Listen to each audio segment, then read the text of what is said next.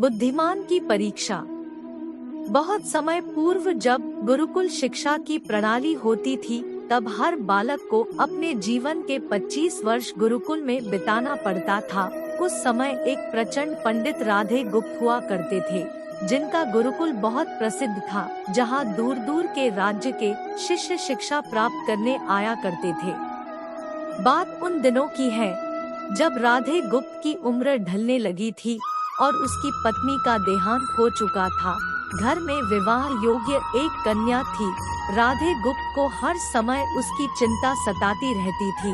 वह उसका विवाह एक योग्य व्यक्ति से करना चाहते थे, जिसके पास संपत्ति भले ना हो पर वह कर्मठ हो, जो किन्हीं भी परिस्थिति में उसकी बेटी को खुश रखे और उचित समय पर उचित निर्णय ले सके।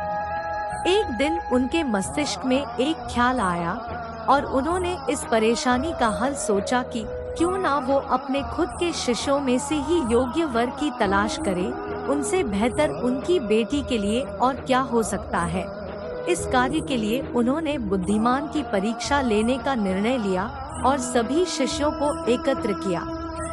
राधे गुप्त ने सभी से कहा कि वे एक परीक्षा आयोजित करना चाहते हैं, जिसमें सभी की बुद्धिमानी का परिचय होगा।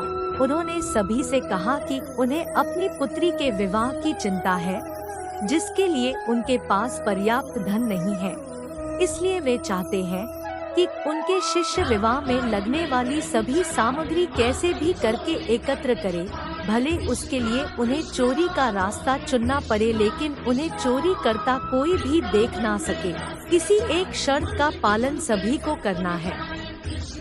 अगले दिन से सभी शिष्य कार्य में जुट गए। रोजाना कोई न कोई तरह तरह की वस्तुएं चुरा कर लाता और राधा गुप्त को दे देता। राधा गुप्त उन्हें एक विशेष स्थान पर रख देते, क्योंकि परीक्षा के बाद यह सभी वस्तुएं उनके मालिक को वापस करना जरूरी था, क्योंकि वे अपने शिष्यों को सही ज्ञान देना चाहते थे। सभी शिष्य अपने अपने दिमाग से कार्य कर रहे थे, लेकिन इनमें से एक चुपचाप गुरुकुल में बैठा हुआ था, जिसका नाम रामास्वामी था। वह राधा गुप्त का सबसे करीबी और होनहार छात्र था। उसे ऐसा बैठे देख राधा गुप्त ने इसका कारण पूछा। तब रामास्वामी ने बताया कि आपने परीक्षा की शर्त के रूप में कहा था कि चोरी करते वक्त इसे कोई ना देख सके। इस प्रकार अगर हम अकेले में भी चोरी करते हैं, तब भी हमारी अंतरात्मा उसे देख रही है। हम खुद से उसे नहीं छिपा सकते।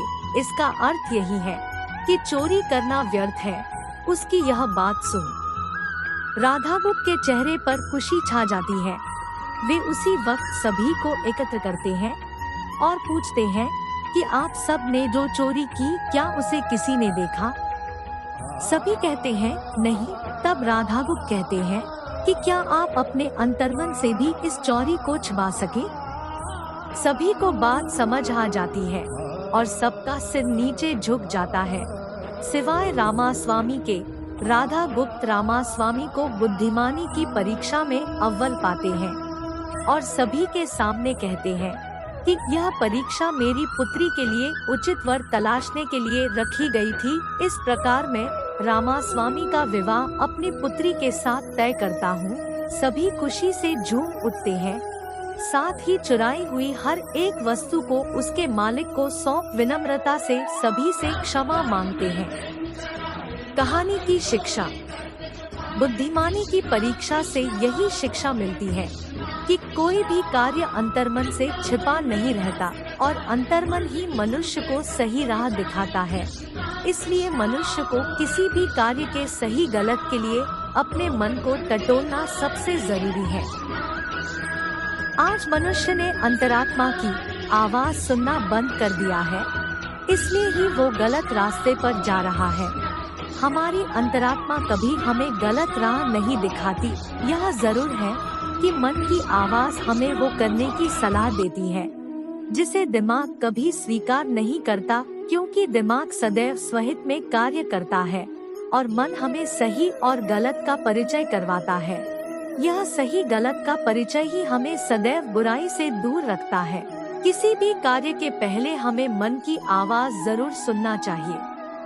इस परीक्षा के जरिए राधा गुप्त ने अपनी पुत्री के लिए एक उचित वर भी तलाश लिया और शिष्यों को जीवन का अमूल्य ज्ञान दिया। आज के वक्त में कोई भी शिक्षक एवं शिक्षण पद्धति मनुष्य को धन कमाने तक का ही ज्ञान देते हैं। एक बालक का सर्वांगीण विकास कहीं न कहीं लुप्त हो चुका है। आज का मनुष्य केवल बड़े होकर एक धनवान व्यक्ति बनने का ही ज्ञान विद्यालयों में लेता है।